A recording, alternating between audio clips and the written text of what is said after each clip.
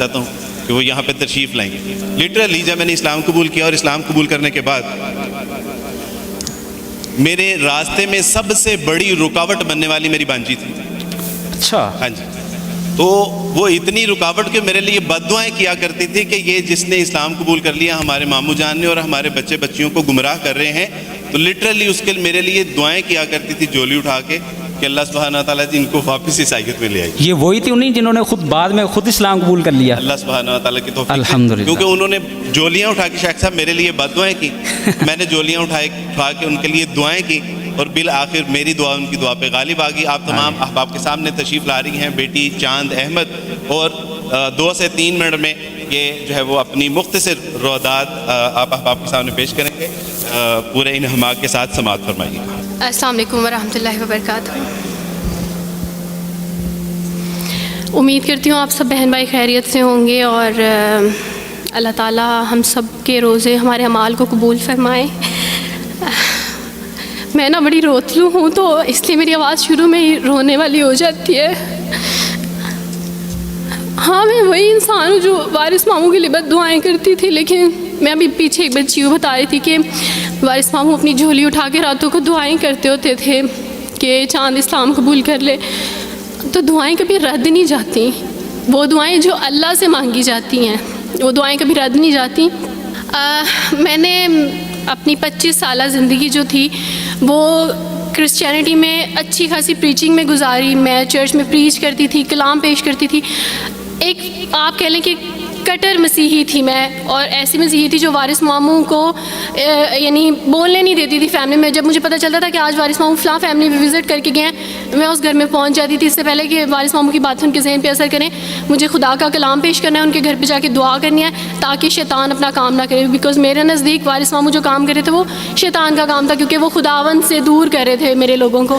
تو میں اس فیملی میں پہنچ جاتی تھی، اپنے لوگوں کو چاہتی تھی کہ وہ خداوند کے ساتھ جڑے رہیں، وہ کبھی خداوند کا انکار نہ کریں، وہ یسوع مسیح کا انکار نہ کریں. یہ سب میری یعنی میں آپ کہہ لیں کہ ایک اسٹرانگ ورک کرتی تھی. مجھے اس چیز کا ڈر رہتا تھا کہ وارث ماموں کی وجہ سے اب مزید لوگ اسلام قبول نہ کر لیں. لیکن کیا پتہ تھا کہ اللہ تعالیٰ مجھے ہی دائرہ اسلام میں لے آئیں گے اور میں ہی وہ شخص بنوں گی جو اسلام قبول کرے گی.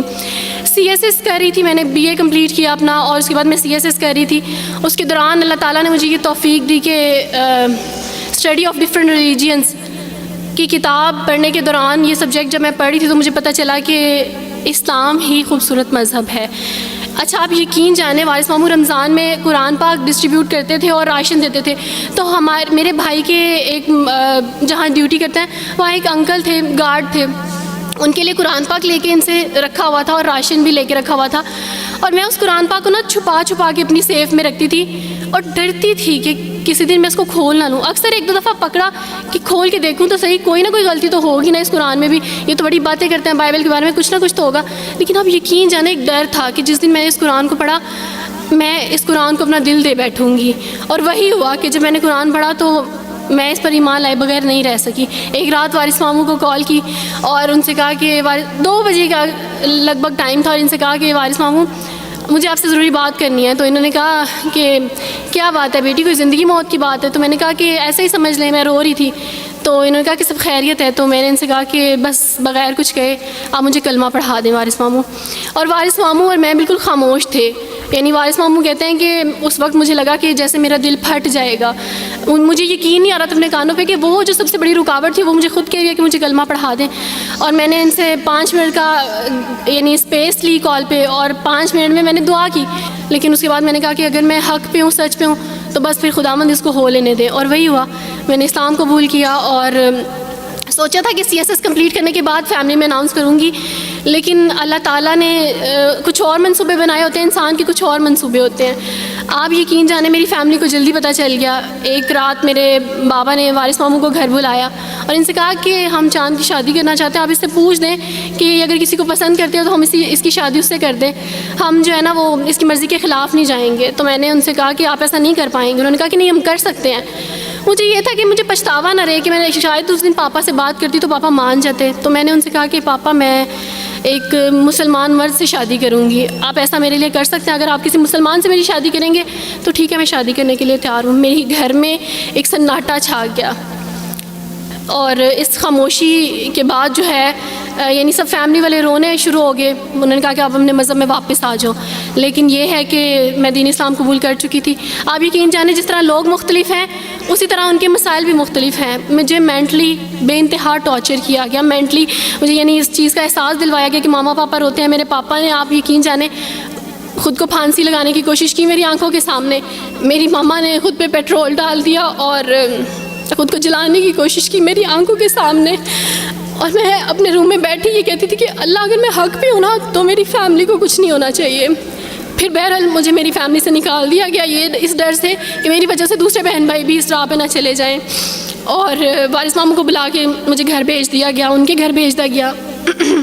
جب میں گھر سے آ رہی تھی تو وارث ماموں نے کہا کہ بیٹی اگر آپ کا کوئی سامان ہے تو آپ لے لیں. تو میں نے ان سے کہا کہ اس گھر سے صرف ایک ہی چیز میرے ساتھ جا رہی ہے اور وہ ہے میرا نام جو ماما پاپا نے مجھے دیا تھا. میں چاند رات پہ پیدا ہوئی تھی اس لیے انہوں نے میرا نام چندہ رکھا تھا. بس وہ نام لے کے آئی. آپ یقین کریں ہمیں کہا جاتا ہے جبراً اسلام قبول کیا جاتا ہے. اسلام قبول کرنے کے بعد وہ جبر کیا جاتا ہے کہ آپ سوچ بھی نہیں سکتے. آپ کو اپنے ماں باپ سے ہی ملنے نہیں دیا جاتا. آپ کو اپنے ہی چھوٹے بہن بھائیوں کے پاس نہیں جانے دیا جاتا. آپ ہاسپٹل میں تھی ڈیلیوری کے ٹائم. آپ یقین جانے میرے پاس کوئی بھی نہیں تھا جو مجھے بیڈ سے اٹھا کے بٹھا سکتا. ایسے موقع پہ مجھے اپنے اپنوں کی ضرورت تھی لیکن میرے اپنوں کے جبر نے میری ماما کو مجھ سے دور رکھا. میرے بہن بھائیوں کو میرے کرسچن کولیگس نے ہی میری فیملی کو پریشرائز کیا کہ اس کو فیملی سے نکال دیں کیونکہ اگر آپ اس کو ملیں گے تو مزید لوگ بھی عبدالوارث کی طرح چندہ کی طرح اسلام قبول کریں گے. میں نا ہاسپٹل میں لوگوں سے کہتی تھی کہ مجھے بیڈ سے اٹھا کے بٹھا دیں. سیزیرین کے بعد میں اٹھ نہیں سکتی. میرا بیبی رو رہا ہے کوئی مجھے بیبی پکڑا سکتا ہے. آئیڈیا ہی نہیں تھا ہاسپٹل میں کیا کیا لے کے جاتے ہیں. میرے پاس ایک ایسا دوپٹہ نہیں تھا جو میں چینج کر سکتی. ایسے موقعوں پہ آپ یقین جانیں آزمائش اور جبر اسلام قبول کرنے کے بعد ملتا ہے. مجھے آپ سب سے توقع ہے, آپ سب اسلامک اداروں سے توقع ہے کہ اب آپ ہمارے لیے اسٹیپ لیں. ہمارے اپنوں نے تو ہمیں چھوڑ دیا, انہوں نے جو ہمارے ساتھ جبر کیا اس جبر کے بدلے آپ ہمارے ساتھ نیکی کریں. اب آپ کیا اسٹیپ لیتے ہیں نیو مسلمس کے لیے جن پر یہ الزام لگایا جاتا ہے کہ ان پہ جبر کیا جا رہا ہے. ہم پہ جبر نہیں, ہم پہ جبر اسلام قبول کروانے والوں نے نہیں کیا بلکہ جن کے گھروں سے ہم آئے تھے اسلام قبول کرنے کے بعد جبر تو ان کی طرف سے تھا. اچھا سر کبھی کٹے بیٹھ کے روئیں گے.